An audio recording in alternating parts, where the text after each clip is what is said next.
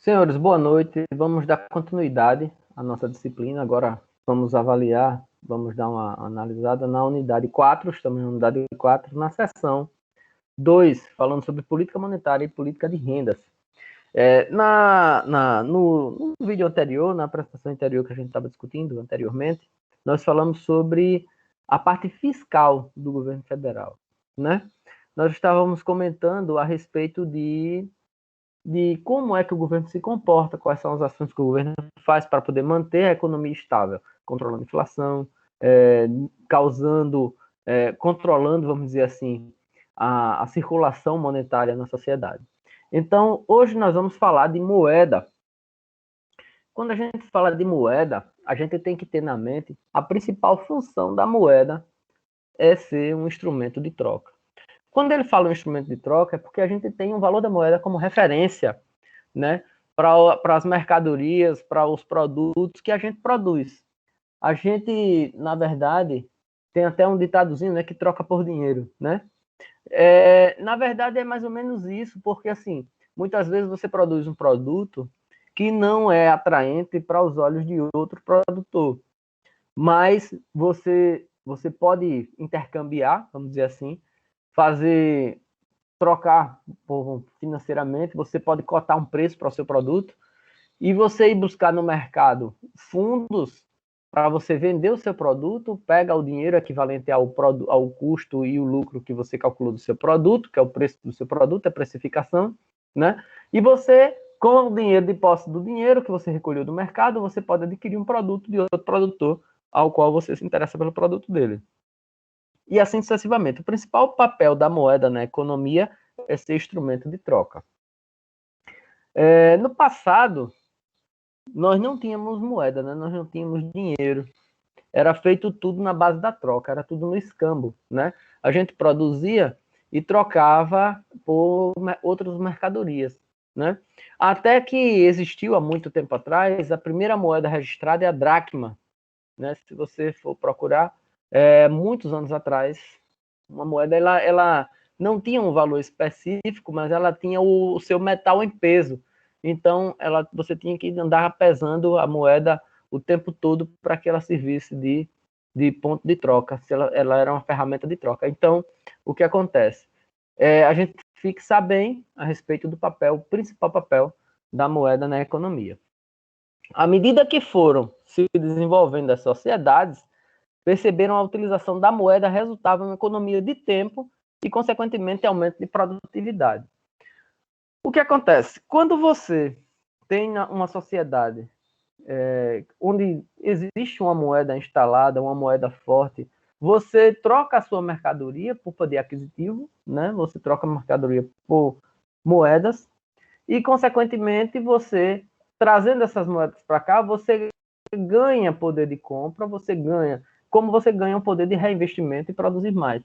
Como você não precisa mais estar buscando no mercado outra forma de fazer negociação, a não ser por trocar por dinheiro, vamos dizer assim, você não precisa estar buscando outros meios e, consequentemente, você tem tempo para produzir mais.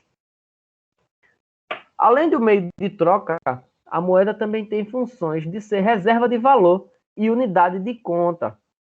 Quando ele chama de reserva de valor, quer dizer que o poder de compra se mantém no tempo, sendo a forma de se medir a sua riqueza. Isso aqui nós estamos sugerindo, estamos deixando um pouco de lado, vamos dizer assim, a referência de inflação, tá? Estamos falando da moeda como reserva de valor. Digamos que você hoje tem R$1.000. Daqui a 30 dias você tem R$1.000. Sem levar em consideração o valor de inflação, o poder de compra que você tem hoje, daqui a um ano, você vai ter os mesmos R$1.000, você vai ter o mesmo poder de compra, desconsiderando a inflação, tá? Aí o que acontece? Isso que nós estamos falando seria uma reserva de valor.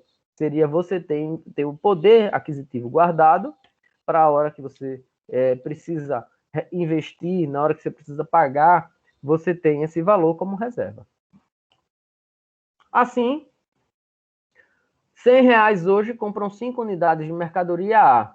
6 meses depois, os mesmos R$100 também poderiam ser usados para a aquisição de 5 unidades da mercadoria A, caso não houvesse inflação nesse período. Já a função unidade de conta refere-se ao fato de a moeda ser o referencial de troca, ou seja, o padrão para a cotação das mercadorias. O preço dos bens e serviços são expressos em valores monetários. Quando ele fala de unidade de conta, ele refere-se ao valor físico da moeda, né? Em relação a ele ser maior ou ele ser mais baixo de acordo com a cotação que está no mercado, né? Então, ele tem... Aí já entra o fator inflação. Na hora que o fator inflação começa a variar, o seu valor também deve variar. Até porque, para manter o poder de compra, você tem que variar o valor da sua mercadoria.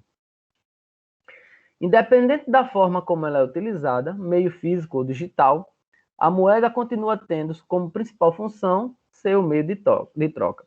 Hoje em dia, a gente está até assim, se você não tomar cuidado, existem vários bancos digitais, né? Assim, muitos bancos, eles, sei lá, tem acho que uns 10 bancos digitais, contando fácil, né? Que você coloca dinheiro, e todos eles lhe oferecem cartão. Eles muitas vezes eles querem que o seu dinheiro fique lá para que ele reinvista, então ele oferece uma taxa de juros muito maior do que até os bancos federalizados, vamos dizer assim, né? Os bancos estatais. E isso é um incentivo para que você permaneça nele. Mas a questão é que a gente deve se preocupar em relação a bancos digitais é qual a garantia, quem é por trás dele, que vai garantir a estabilidade do banco que o seu dinheiro está lá. É muito bacana quando o banco lhe oferece um cartão que você aceita, que você começa a usar, taxa de juros muito baixa, ele fornece um crédito para você, mesmo que seja pequeno no início, mas depois o limite vai crescendo, isso é bacana, mas quem é que está por trás desse cartão? Qual é a empresa que está por trás dando o respaldo desse cartão? Porque você precisa pensar em garantia de você ter o seu dinheiro lá empenhado e que esse banco não vai quebrar, nem vai sair do país, nem vai ter o seu dinheiro bloqueado. Então, assim, lógico que eles têm responsabilidade junto ao Banco Central, eles têm licença para poder estar praticando isso, mas, assim, é interessante tá, que você comece a se preocupar em relação a essa responsabilidade que o banco deve ter. O dinheiro em si só tem valor quando há bens ou serviços pelos quais ele possa ser trocado. Essa é interessante, essa outra colocação também. Eu tenho exemplos disso aqui que eu estou falando, tá? Quer dizer assim, o dinheiro ele só serve de referência quando ele é aceito e quando você tem mercadoria para receber, para você trocar esse dinheiro, né? Existe assim, vamos imaginar uma seguinte situação. O avião cai no deserto e não há como se comunicar com ninguém. Para se salvar, você precisará caminhar vários quilômetros até encontrar uma civilização. E entre carregar uma caixa cheia de moeda ou de água, qual seria a sua escolha? Então, assim, existem determinados momentos, né, que, assim, volta para aquela minha colocação aqui, que eu estava falando a vocês aqui. O dinheiro só tem valor quando há bens ou serviços pelos quais ele possa ser trocado. Isso deve ser muito levado em consideração, né? Porque se não adianta você ter um dinheiro e ele não ser aceito, é a mesma coisa você ter um cartão de crédito e ele não ser aceito em lugar nenhum, né? Você tem um cartão de crédito, mas que ele não pode ser trocado por mercadoria nenhuma porque você não aceita. Às vezes acontece de você ter um cartão regional, vamos dizer assim, tinha um cartão A que ele era muito forte no Nordeste, mas no sul do país ele não era aceito. É interessante a gente ver essa questão também, né? Porque a gente está falando falamos do exemplo do avião, da queda do avião, né? E que você precisaria se deslocar até uma civilização. E para você, naquele momento, o dinheiro não importava, o que importava era a água que você teria que transportar, senão você não chegava lá, né? A gente tem até uma história que relata, inclusive, isso, né? Que o cara se interessa tanto em salvar os bens materiais que ele, às vezes, não dá valor à própria vida, né? Ele termina falecendo cheio de ouro, mas faleceu porque não pôde carregar o tempo todo e ele não tinha estrutura para carregar. Então, é uma história, vamos dizer assim, não é uma história, é uma história, né? E assim, falando nesse sentido, o dinheiro só tem valor quando há bens e serviços para que ele possa ser trocado. Outra situação, imagine que se você estivesse num barco que naufragou e um local extremamente frio e você só tivesse dinheiro para poder aquecer, para fazer fogo, você ficaria com frio ou acenderia uma fogueira e morreria, né? Ou morreria. É interessante também a gente ver essa questão quando a gente fala a respeito de que o dinheiro ele não é necessariamente a função dele seria trocar por outras mercadorias, mas quando você não tem mercadoria ele perde a função, né? Quando a gente fala em moeda também é interessante a gente pensar a relação do poder aquisitivo da moeda em relação a mercadorias em outros países, né? Como a gente fala a cotação do dólar, a cotação do euro, para poder ter a unidade de moeda nossa taxada fora do país e a gente ter uma comparação da nossa moeda com a moeda externa. Vimos que a função fundamental da moeda é facilitar o comércio entre os agentes.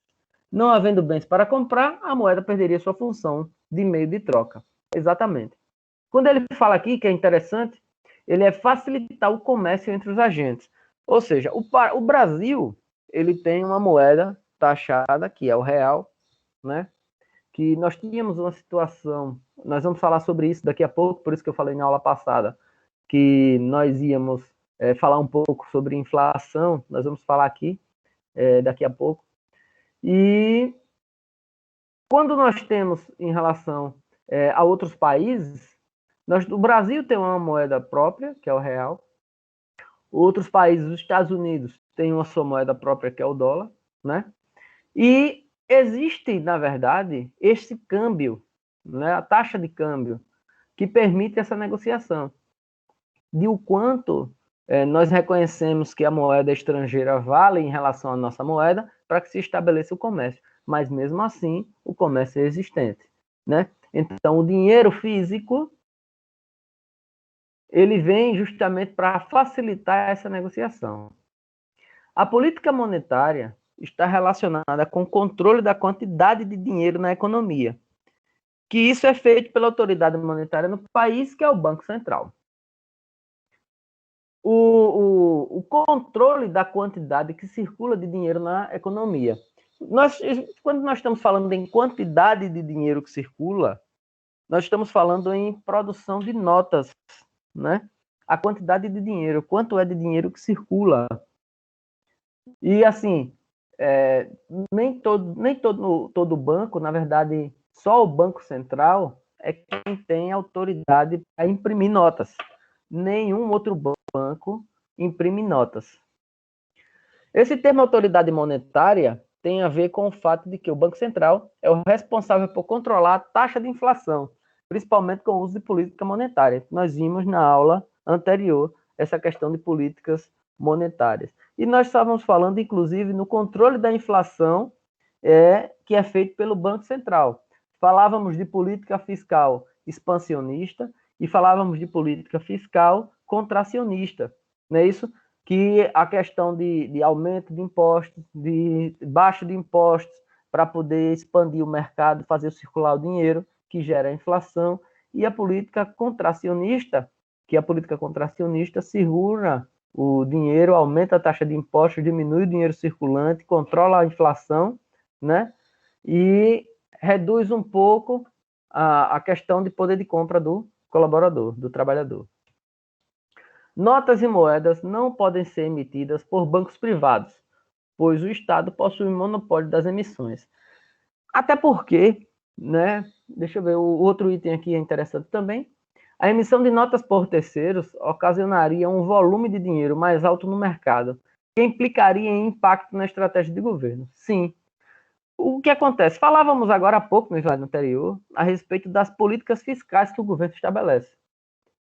Se os bancos privados emitissem cédulas, ou moedas, né, falando em dinheiro especificamente, se o banco privado emitisse cédulas, a estratégia governamental, ou expansionista ou contracionista, ela estaria prejudicada. Digamos que o governo federal quer baixar os impostos, ou quer aumentar os impostos, que é para poder segurar fundos, né, e segurar a inflação. Sendo que o mercado ele não está sendo fomentado, porque na hora que você segura o dinheiro, você tira o dinheiro de circulação, você baixa o poder de aquisição da população. Aí o banco privado fabricava moeda e tome dinheiro circulando. Então, assim, essa ação ia fomentar o mercado, mas em contrapartida, o banco ia prejudicar a ação estratégica do governo de controlar a inflação. A inflação continuaria crescendo. Então, é uma norma do país que somente o Banco Central emita as cédulas. Inflação. Grande parte da população brasileira não viveu anos de elevada inflação, por isso não se lembra dos danos causados. Décadas de 80, chegamos a ter uma inflação aqui que você entrava no supermercado, olhava um preço, vamos ser mais específico, né? Eu me lembro na época da minha infância que a gente ia para o supermercado, que a gente comprava muito leite em pó. E você entrava, tinha uma lata de leite em pó, ninho, digamos que ela fosse R$ 7, um exemplo. Quando você saía, que voltava, ela era 8, era 7,50, era 8, era 8,30. No mesmo dia, os produtos variavam de preço 2, 3 vezes o tempo que fosse.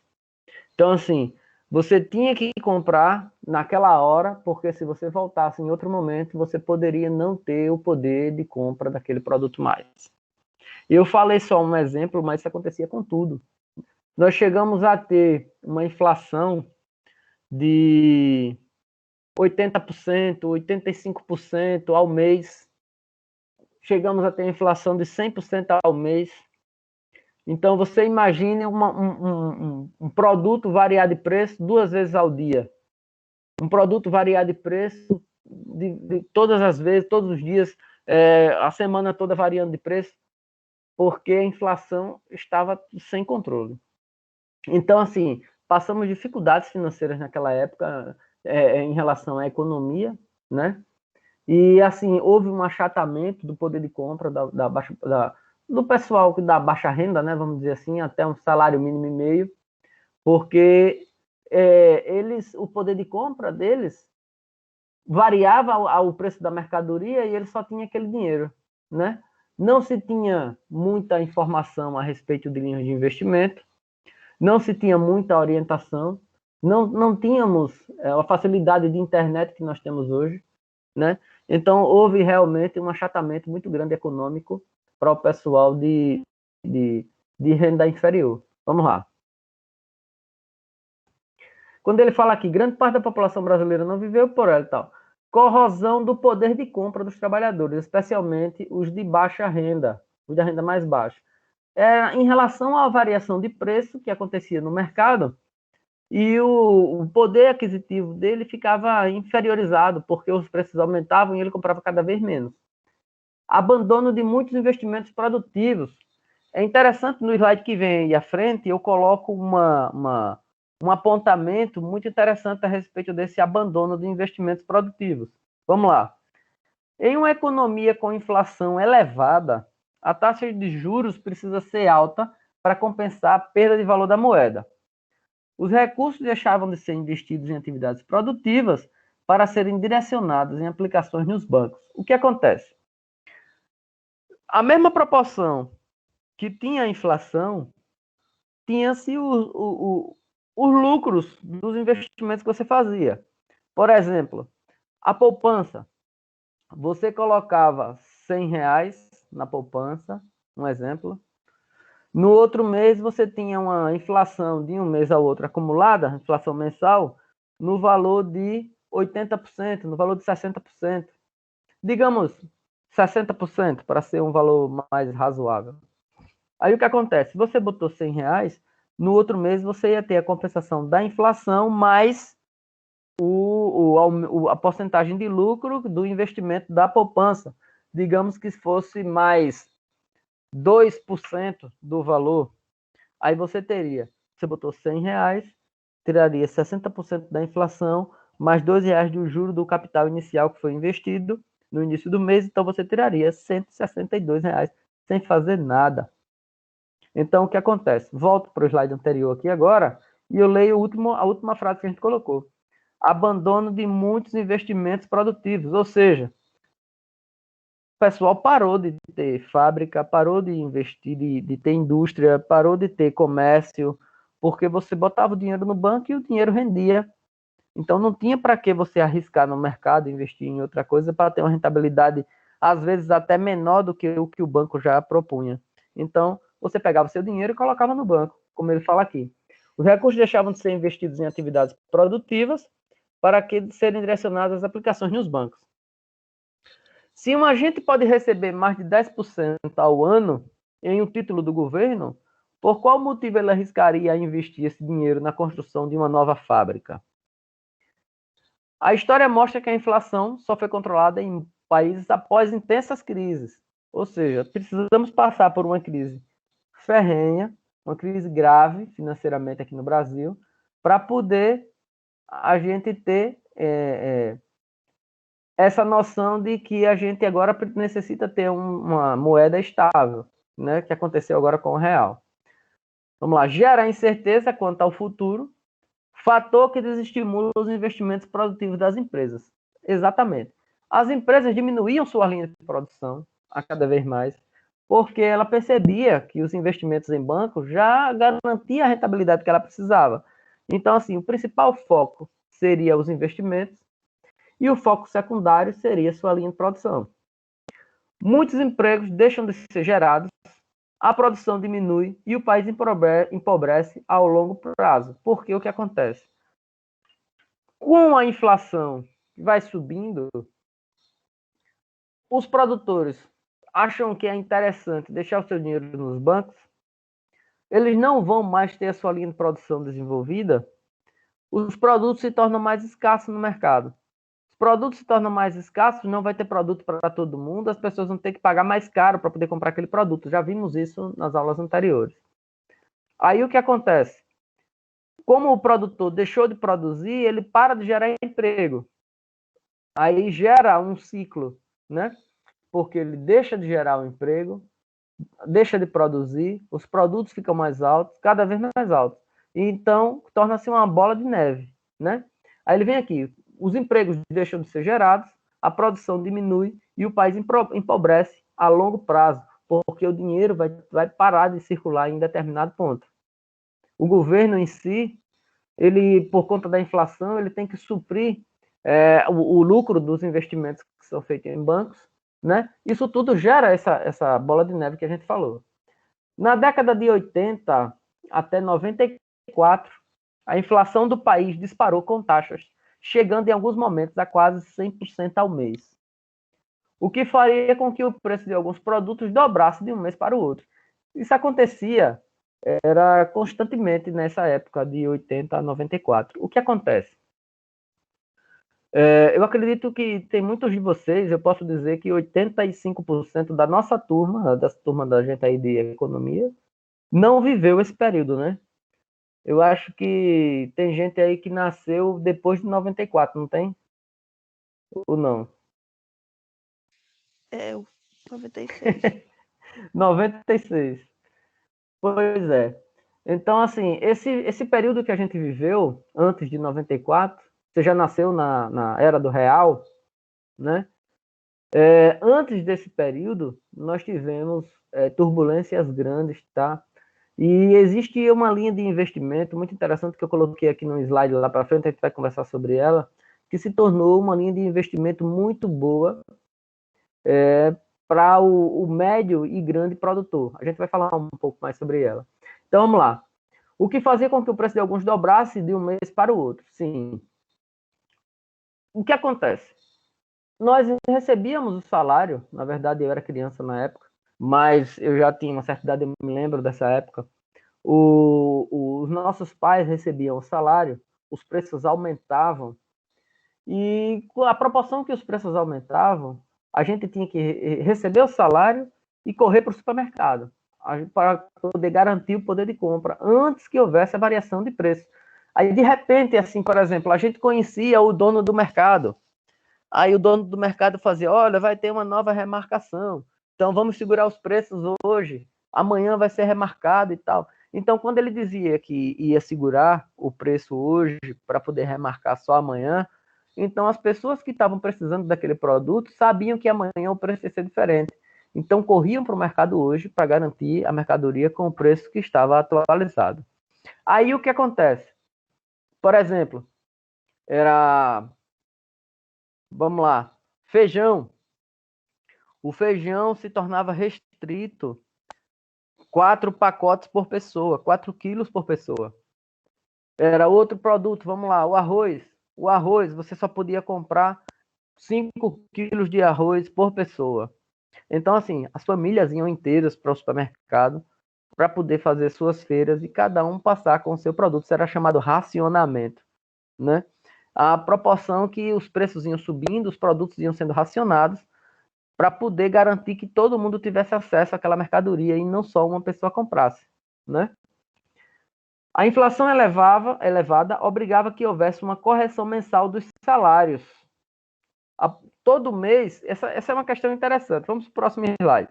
Quer dizer, havia uma inflação. Os produtos aumentavam de preço. Em contrapartida, o salário aumentava todo mês, né? Aí o que acontece? Vamos lá. Na hora que o salário caía, na hora que era projetado qual seria o salário mensal, porque isso tinha que haver um controle por parte da inflação, né, de acordo com o que houvesse de valor de inflação, né? Na hora que era gerado o salário do cara, para só aqui, na hora que era gerado havia uma diferença entre o dia que o valor do salário era fechado e o dia que os pagamentos ia sair. Por exemplo, digamos que o salário fosse pago dia 20 de um mês, por exemplo, e o dia 5 fosse o recebimento do dinheiro. Então, o salário, todo mês o salário era reavaliado de acordo com o valor da inflação. Digamos que o salário foi aumentado em 60%. O cara ganhava 1.000, passou a ganhar 1.600, né? 60% do valor. Esse valor foi fechado dia 20 e ele só vai receber no dia 5 do mês que vem. Então, ele tem o período do dia 20 ao dia 30, são 10 dias, e do dia 1º ao dia 5 são 5 dias, então ele teria, de onde ele foi taxado, que o valor seria 1.600, ele tem mais 15 dias para frente, para poder receber, que é o 5º dia útil dele lá, porque a folha de pagamento foi fechada dia 20, então ele tem esse deságio, ou seja, o valor da mercadoria vai estar subindo todo dia até o dia 5, então o salário dele já ficou defasado em relação à inflação. Na hora que ela fechava a inflação, ele tinha esse percalço de tempo para poder passar e ele já sentia a perda do poder de compra na hora que ele ia comprar. Nesse espaço de tempo, grande parte do poder de compra se perdia. Outro dado ao trabalhador era que, com a inflação elevada, os preços mudavam diariamente, obrigando o trabalhador a fazer suas compras no mesmo dia do recebimento do salário, aquilo que eu falei anteriormente. No dia seguinte, o seu dinheiro não seria mais suficiente para comprar a mesma quantidade de produtos. Por isso que, como o preço subia sempre, você tinha que estar no mercado. Assim que recebia, você comprava para poder garantir que você ia ter o poder de compra. Já os trabalhadores de maior renda tinham acesso a correções diárias nas suas aplicações financeiras, o que diminui o dano na inflação para essas pessoas. Eu coloquei esse nomezinho, overnight. O overnight era uma linha de investimento que a gente tinha na época, que você pegava o seu dinheiro, por exemplo, os mesmos R$ 100, e você sabia, vamos lá, R$ 1.000 o seu salário, você sabia que você ia utilizar esse dinheiro daqui a 3 dias, 4 dias, um exemplo. Você investia no overnight, ou seja, overnight é durante a noite, né? E você colocava esse dinheiro no banco hoje, vamos lá, R$ 1.000. Quando você chegava amanhã, tinha 1.090 ou 1.100, 1.120. Ou seja, você já tinha lucratividade dia por dia. Então, assim, pessoal de classe média, classe alta, que tinha informação, que ia a bancos, eles já observaram que essa linha de investimento era muito interessante. Então, assim, os empresários, as pessoas que tinham essas linhas de produção, eles pensavam com eles, por que eles vão, porque a gente vai produzir arriscando ganhar menos, comprando a matéria-prima que o preço está subindo o tempo todo, e a gente produzindo mercadoria para botar no mercado, para buscar a venda. Se eu posso deixar o dinheiro no banco, e o dinheiro no banco tem uma lucratividade boa, isso já no dia a dia. Outra coisa que o pessoal fazia muito era o seguinte: você pegava o dinheiro, você ia fazer um pagamento, digamos que você ia fazer um pagamento hoje, ou daqui a 2 dias, você recebia o dinheiro hoje, colocava na sua conta, ficava no overnight os 2 dias, depois você tirava o dinheiro, fazia o pagamento e você ficava com os juros de overnight. Era bem interessante essa modalidade de investimento. Por causa desses danos, o baixo nível de investimento produtivo e perda de poder de compra de boa parte da população, a inflação é considerada como uma das maiores responsáveis pelo aumento da desigualdade social no Brasil. O que acontece? Imagina só, o cara que trabalhava, que ganhava meio salário, que ganhava até um salário mínimo mesmo, que ele não tinha o conhecimento, que o salário atrasava, que o chefe dele colocava o dinheiro no overnight e só pagava ele com 5 dias depois, que acontecia isso muito. Por exemplo, digamos que tinha muita gente que fazia isso. O gerente da usina, ele fazia a folha de pagamento, recebia o dinheiro, aí ele recebia na conta da usina, ele aplicava o dinheiro todo no overnight, avisava os trabalhadores que ia pagar somente 2, 3 dias depois. Depois ele pagava os trabalhadores e sobrava dinheiro para a usina. Ou seja, do dinheiro que ele ia pagar, ele já teve um retorno desse dinheiro. Então o poder de compra, o poder da usina ficava mais forte e o poder do trabalhador ficava cada vez mais prejudicado, porque o dinheiro que ele ia receber já perdeu o valor 3 dias. E o trabalhador não tinha o conhecimento dessa linha de investimento, ou às vezes até ele não tinha o poder aquisitivo de investir, porque ele já estava tão necessitado de fazer suas compras, que os preços subiam, ele já pegava direto para o mercado para fazer suas compras, para poder suprir sua necessidade, que ele não tinha a possibilidade de realizar um investimento nessa modalidade. Então vamos lá. Por causa daqui a inflação é considerada uma das maiores responsáveis pelo aumento da desigualdade social no Brasil, em especial no período do início da década de 80 até 94. Nessa época, o descontrole inflacionário gerou um aumento na desigualdade social, na redução de investimentos, piorando a condição de vida da população. O pessoal de classe média baixa e pessoal de classe baixa passou aperto nessa época, porque era a carne subir de preço, o feijão subir de preço, tudo subir de preço, e ele ficava prejudicado. Por isso, o controle da inflação, a partir de 1994, o Plano Real, permitiu que o efeito de outras políticas públicas fosse intensificado na redução da desigualdade social. Existia, na época, teve um presidente da República chamado José Sarney, que ele fez um congelamento de preços. A inflação estava gigantesca. E ele tinha que controlar de qualquer jeito. Então, ele fez uma lista de itens, por exemplo, arroz, batata, cebola, A, B, C, D, vamos lá, outra coisa, F, da lista de produtos de utensílios, e ele fez um preço médio e segurava o preço por 20 dias, por 25 dias. E ele ia lançando uma nova tabela. Então, era uma tabela de preços congelados do governo Sarney, e ele fez com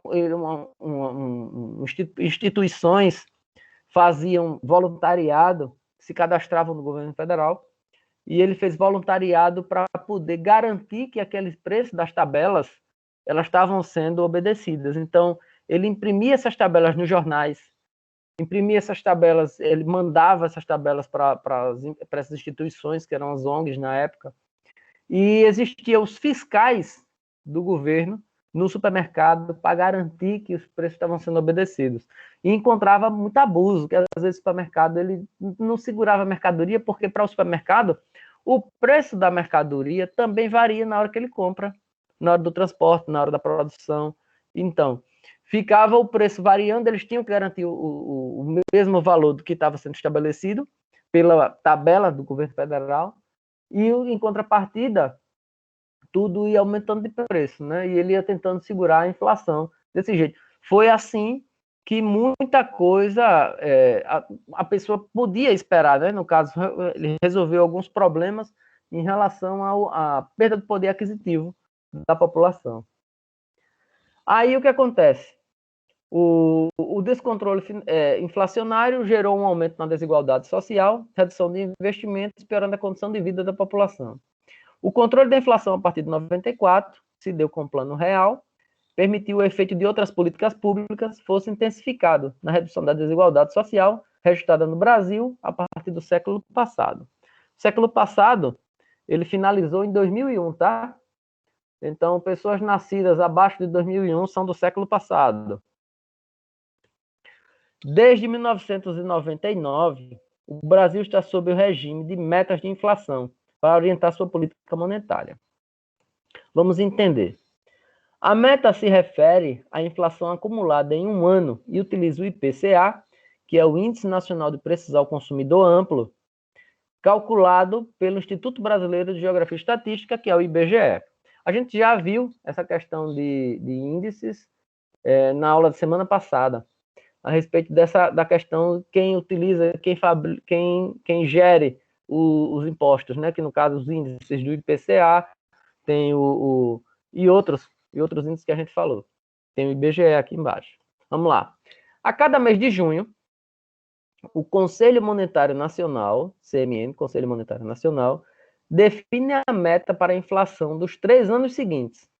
Então, a inflação em junho de 2019 se definiu a meta de inflação até 2022. 2019, 2020, 2021, 2022, né? E assim sucessivamente. Há uma tolerância, também definido pelo Conselho Monetário Nacional, e um percentual para cima ou para baixo no valor dessa meta, que a inflação pode atingir. Os últimos anos, a tolerância tem sido de 1,5%. Ele estabelece a meta anual de inflação. Isso, a gente, na verdade, também na época já tinha uma média de inflação anual, porém não se sabia quanto seria a inflação mensal. Sabia-se não tinha essa meta de inflação anual, porque a inflação era descontrolada no mês, a gente não sabia em quantos por cento ia ser no final do ano. Mas depois de 94 consegue-se fazer essa meta, e é em cima dessa meta que é trabalhada hoje. Existe a tolerância de 1% para mais ou para menos, né? Essa variação de para mais e para menos. No final de cada ano, se a inflação estiver fora do intervalo de tolerância, o presidente do Banco Central tem que enviar uma carta aberta ao ministro da Fazenda e presidente do CMN, que apresente as razões de descumprimento da meta. Aí ele informa quais são as razões que ele não cumpriu a meta, quais são as providências que ele vai tomar para poder normalizar e em qual prazo ele vai estar fazendo isso, né? E qual é o prazo de retorno que vai ter para poder ele se preparar para poder fazer, trazer de volta ao eixo, né? Essa meta que foi perdida. O estabelecimento das metas inflacionárias reduz incertezas e melhora a capacidade do planejamento das famílias, empresas e governo, pois a meta pode funcionar como uma âncora para as expectativas dos agentes sobre a inflação futura, desde os desvios de inflação em relação à meta sejam corrigidos pelo Banco Central. O que acontece? O que ele fala aqui a respeito, quando ele diz aqui o seguinte, que o estabelecimento das metas a gente faz com que a gente se sinta mais confortável em questão de investimentos, né? A gente consegue se planejar, sabendo que a inflação está dentro da meta estabelecida, que ela não vai fugir dessa meta, ou se fugir, ela vai ter uma justificativa, mas ela vai ser trazida de volta, né? Então, assim, planejamento de famílias, planejamento de empresas no que diz respeito a investimento, linha de produção, geração de impostos, geração de empregos, pagamento de impostos e etc. E a questão de planejamento do governo, né? Quanto aos seus projetos, quanto ao seu repasse, tudo isso tem que ser levado em conta. Aí, assim, a meta pode funcionar como uma âncora para as expectativas dos agentes, ou seja, a âncora que ele fala é de garantir uma estabilidade, né? Ela pode, os agentes econômicos, na verdade, são os investidores, né? Os investidores, sabendo como vai ser a questão de meta, a questão de controle de meta, de que se espera para o país, ele tem como vislumbrar qual o risco que ele está se metendo na hora de implantar uma empresa, de dobrar a sua produção, como é que ele vai estar fazendo. Desde que os desvios da inflação em relação à meta sejam corrigidos pelo Banco Central. A redução da incerteza faz com que as pessoas possam planejar melhor o futuro, a família não tenha sua renda real corroída. Ele fala a respeito do que se tinha, que acontecia antes com a inflação que a gente falou aqui. O que acaba contribuindo para o crescimento da economia a longo prazo. Corretamente. Porque na hora que você se sente seguro para investir aqui, você gera emprego, você gera círculo de dinheiro na sociedade, né? As pessoas recebem, compram suas coisas, suas necessidades, e o dinheiro circula dentro da sociedade. Além da política fiscal e da política monetária, existe uma área de atuação do governo que precisamos conhecer, que é a da redução de desigualdade social por meio da política de rendas ou política distributiva. Existe uma correlação entre violência e desigualdade de renda e a Comissão Econômica para a América Latina e o Caribe. Existe realmente essa é uma questão crítica, tá, na nossa sociedade, que existe a desigualdade de renda vinculada à violência. Na hora que você tem uma população sem opção, a cabeça do ser humano é muito fraca. É preciso ter uma índole, uma ética muito forte na cabeça implantada, porque na hora que lhe falta a necessidade, muita gente pensa de uma maneira mais fácil de adquirir bens, através de roubo, através de furtos, né? Latrocínio. E o que acontece? É realmente ligada à condição financeira social, né? Lógico que, assim, não existe, eu não estou querendo acobertar, realmente eu não acredito, eu acho que é através do trabalho que se constrói, mas existe uma desigualdade social que realmente leva as pessoas a cometer esses erros. Então, existe uma ação do governo que ela tem que reduzir a desigualdade social por meio de alguma política de renda distributiva, ou seja, ela vai classificar a população para ele inserir dinheiro no meio para poder ele garantir essa diminuição da desigualdade. Vamos lá, essa desigualdade cria obstáculos para o aumento das capacidades de consumo da população de menor renda, o que reduz a demanda de bens e serviços e tira o dinamismo das economias. Gera descontentamento e instabilidade política e social, que também afetam a economia dos países. Ok. Na hora que você tem uma desigualdade social e você tem o aumento da violência, você tem aí uma contraposição dos empresários, porque o risco aumenta, né? Na hora que você tem um local que você não tem segurança pública, o investimento ali reduz. E essa redução do investimento naquele local só ocasiona que aumenta mais ainda a desigualdade social daquela região. O primeiro indicador que é calculado é a renda per capita, que é obtido dividindo-se o valor do PIB pelo número de habitantes do país. Ou seja, é o quanto cada pessoa está recebendo. O valor do PIB é o Produto Interno Bruto, dividido pela quantidade de habitantes do país. E a gente tem a renda per capita. E com a desigualdade social, a gente tem uma diferença muito grande em relação ao recebimento. Existe uma diminuição nos postos de trabalho. E havendo essa diminuição nos postos de trabalho, a gente tem menos valor de arrecadação, a quantidade de habitantes é a mesma, porém a renda per capita diminui. Na hora que você calcula o valor do PIB, ele vai ter caído, dividido pela quantidade de habitantes, que vai ser a mesma com o PIB menor, então a renda per capita vai ter diminuído. Né? Então, essa questão da renda per capita diminuída, a gente ocasiona que o país ele não fica, vamos dizer assim, ele sai de uma linha de desenvolvimento ou diminui a sua aceleração de crescimento.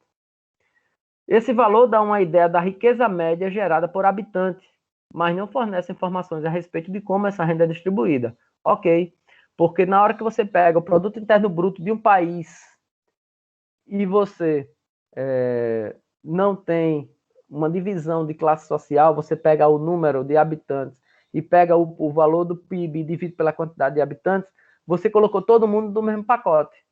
Então, você está supondo que cada pessoa está ganhando aqui um valor X, que na verdade não é, porque existem pessoas que estão ganhando mais e tem pessoas que estão sem nada. Se faz necessário calcular um indicador de desigualdade, e o mais conhecido deles é o indicador Gini, que varia de 0, que é a igualdade absoluta, até uma desigualdade máxima. Né? Então, assim, quanto mais perto de 0 é a questão de desigualdade, o 0 é um equilíbrio. Né? Então, a proporção que ele vai se distanciando do 0, ele vai crescendo 0,1, 0,2, 0,3, e ele vai subindo. Né? No Brasil, o índice Gini foi estipulado em 0,545 em 2018 e torna o país um dos países mais desiguais do mundo. Esse dado é do IBGE, no ano de 2019. A desigualdade da renda manifesta também no fato do Brasil ter, em 2018, cerca de 52,5 milhões de pessoas. Um quarto de uma população vivendo em linha de pobreza. Essa questão é você ter uma média de o quanto a pessoa teria por dia de renda. Então, assim, a linha de pobreza ela está estipulada em 5 dólares, 5,5 dólares por dia a pessoa tem que receber para estar fora da linha de pobreza. Isso é adotado pelo Banco Mundial para definir pobreza. Então, se a gente pegar uma calculadorazinha, deixa eu ver aqui, uma calculadora está aqui, 5,5 vezes quanto? Qual é o valor do dólar hoje? Quanto é que está o dólar hoje aí? Alguém sabe aí quanto é que está o dólar? Deixa eu ver aqui, o valor do dólar hoje.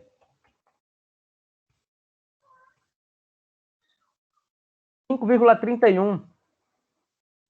Então, 5,5 vezes 5,31,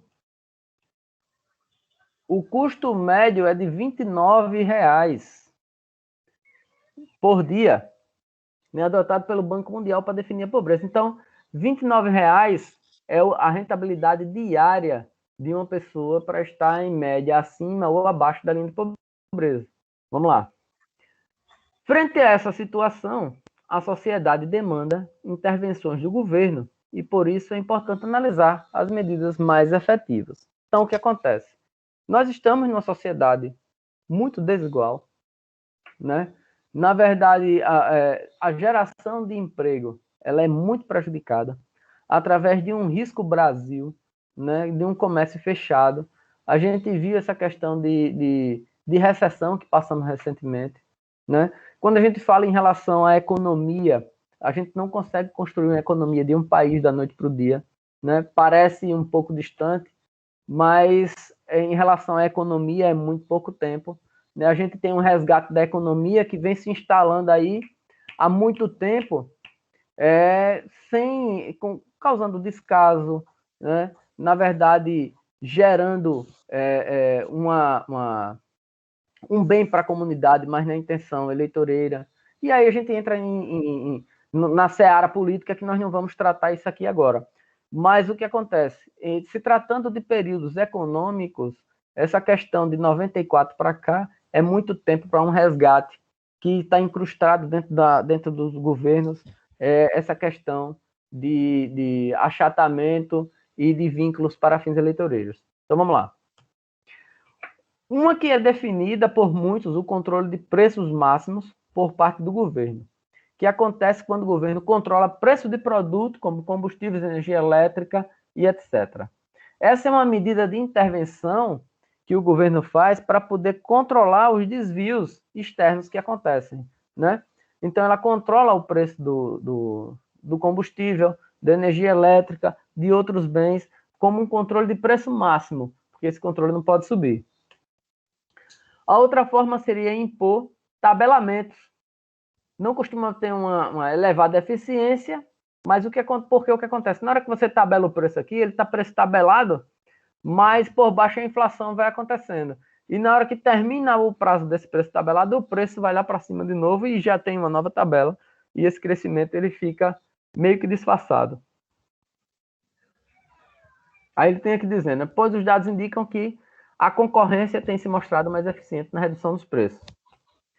Outra estratégia de política de preços é a imposição de preços mínimos, como acontece com o salário mínimo, pois isso pode evitar que o salário caia a níveis ainda mais baixos. A questão de imposição de salário mínimo é justamente isso. Nós estamos dentro de um processo onde a inflação está um pouco estável, vamos dizer assim, em relação ao que nós tínhamos antes, aos planejamentos que nós tínhamos antes, e nós temos um salário mínimo que ele cresce, mas que também não condiz com o crescimento da inflação. Então, a longo prazo, nós estamos tendo um achatamento do nosso poder de compra. Eu não sei se vocês observaram isso, mas se você olhar na composição salarial, como é feita a composição salarial, ele já é planejado para que dentro de um prazo de menos de 30 dias, você realmente esteja vinculado ao trabalho, já esperando o próximo salário acontecer. Isso é a natureza do salário, isso é a natureza do cálculo salarial. Então, assim, a gente tem que observar essa questão do salário mínimo, porque se não houvesse o salário mínimo, os empresários estariam contratando com preços muito inferiores, né?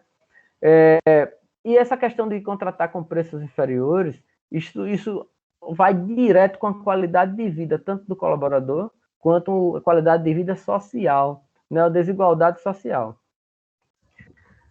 É importante lembrar que não há como se pensar em melhoria da distribuição de renda sem ter a estabilização monetária como condição fundamental, e que foi alcançado na história recente do Brasil a partir de 94.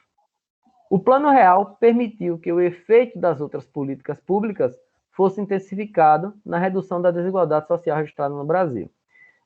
Do Plano Real para cá, foi conseguido estabilizar-se todo o mercado econômico. Ele garantiu uma estabilidade maior, e com essa estabilidade do mercado econômico, muitas empresas se sentiram confortáveis de vir de outros países instalar suas indústrias aqui no Brasil, né? O Risco Brasil, isso é uma coisa que é interessante vocês estudarem também, é sobre o Risco Brasil. É uma média... Oi, pois não? Pode falar? Oi? Vamos lá, então vamos continuar. É porque, às vezes, se vocês quiserem... se vocês pensarem em inserir uma opinião, uma coisa, estou aberto aqui, tá? A ouvir vocês. Porque às vezes eu fico falando, mas fiquem à vontade para interromper, para inserir a opinião de vocês, a hora que vocês quiserem, tá? Vamos lá. Então, o Plano Real permitiu que os efeitos de outras políticas públicas fossem intensificados na redução da desigualdade social registrada no Brasil. Outra forma de fazer política de renda é a transferência direta de renda. Essa daí, ela tem duas intenções, tá? Isso que nós estamos falando é o Bolsa Família. O indivíduo ou famílias carentes recebem recursos monetários diretamente do governo. Tem o Bolsa Família como exemplo, um programa direcionado às famílias em situação de pobreza e de extrema pobreza, que busca garantir a elas o direito à alimentação e ao acesso à educação e à saúde. Na verdade, o Bolsa Família, ela tem duas funções, tá? É interessante a gente fixar essas duas funções, eu vou mostrar elas aqui no próximo slide, mas que o segundo ponto de vista talvez não se tenha sido percebido. Ele é uma visibilidade muito menor do que do primeiro ponto de vista. Vamos lá. Em 2019, por exemplo, mais de 13,9 milhões de famílias foram atendidas pelo Bolsa Família em todo o Brasil. É importante que você perceba que o Bolsa Família tem dois focos. Vamos lá. Primeiro, atender às necessidades básicas da família em situação de pobreza e extrema pobreza. O segundo é promover uma mudança geracional. O que acontece? Uma das coisas que o Bolsa Família ele induz é que você mantenha a criança na escola, né? O fato de manter a criança na escola é de que garantir, na verdade, que você vai estar suprindo a necessidade básica agora, na hora, na família. A criança está indo para a escola na ideia de uma mudança de geração. A mudança de geração, ela acontece, uma mudança geracional, a cada 20 anos. Por exemplo, o que é que eu estou querendo dizer? Se você quer fazer uma mudança educacional no país, você tem que começar hoje para colher os frutos daqui a 20 anos. Então, assim, nesse segundo ponto de vista, quando a gente fala de mudança geracional, você mantendo a criança na escola, você gera nessa criança uma possibilidade maior do que os pais delas tiveram, né? Você gera, assim, estamos falando do plano bem aplicado, tá? Estamos falando do plano sem falhas, sem roubos, sem fraude, né? Então vamos lá. Ao manter as crianças na escola e dar a elas condições de saúde, espera-se que, quando elas cheguem à fase adulta, a condição dela seja gerar uma renda suficiente que ela não precise desse dinheiro mais, né? Então, assim, seria de você gerar, porque realmente, se você analisar, até hoje em dia, a educação transforma vidas, né? Você tem uma pessoa que se esforçou, que veio da periferia, que estudou, que se empenhou, que passou no vestibular, que fez uma faculdade, a condição de trabalho dessa pessoa, as possibilidades, as oportunidades vão ser totalmente diferentes das oportunidades que o pai teve, né? Que entre trancos e barrancos, ele favoreceu para que o filho estudasse. Por exemplo, teve recentemente, a gente pode até depois pesquisar, mas teve uma pessoa que se formou, uma mulher que se formou, que a mãe era gari. E a mãe se sacrificou, manteve a menina na escola, trabalhou e tudo, e a menina se formou no ensino superior. E na formatura, ela, em homenagem à mãe, ela se vestiu de gari na noite de formatura e homenageou a mãe. Mas foi dali que ela supriu. Existem outros fatores, a luta é constante, não é fácil para ninguém. E a educação realmente faz transformações. Vamos lá. No Brasil, existem outros programas de transferência direta de renda que merecem destaque também. Temos entre eles o primeiro é a Previdência Rural, que garante uma aposentadoria para os homens de 60 anos e mulheres de 55, que tenham trabalhado no campo, mesmo que não tenham contribuído para a Previdência Social. Então, ele necessita realmente que você tenha comprovação, né, desses fatores, e aí consegue-se fazer a aposentadoria, mesmo que ele não tenha contribuído para a Previdência Social. O outro benefício é o de prestação continuada da Lei Orgânica de Assistência Social. É uma aposentadoria que é chamada de LOAS, que ele concede um salário mínimo mensal às pessoas com incapacidade comprovada para o trabalho, incapazes de promover o seu próprio sustento. Nesse caso, não é necessário que a pessoa tenha contribuído para o INSS para ter direito a recebê-lo. Agora, o INSS, só para a gente poder ter um fechamento da ideia aí.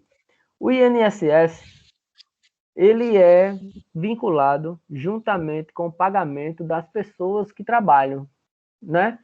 Então, assim, existem existem políticas que, na verdade, é uma política de agasalhamento, né? Nós estamos agasalhando as pessoas que são do LOAS e estamos agasalhando as pessoas da Previdência Rural. Longe de mim dizer que isso não deve acontecer. Não sou eu que estou dizendo isso. Mas o que acontece? Você há de convir que o país ele está se tornando um país de pessoas mais idosas, pessoas mais velhas. A qualidade de vida do brasileiro está melhorando e as pessoas estão ficando com uma média de idade mais alta. E a proporção que as pessoas vão atingindo determinadas idades, elas vão se aposentando. Então, hoje nós estamos com uma pirâmide invertida, né?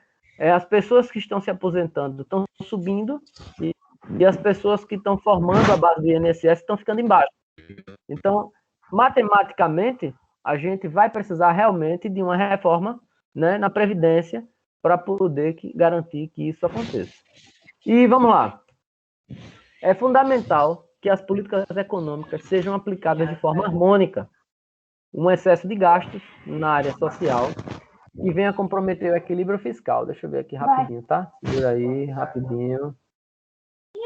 Pra mim, pra ela e pro senhor. Quem tá aqui? Deixa eu ver aqui. Deixa eu botar aqui no mudo, silenciar todo mundo aí. Boa. Vamos lá.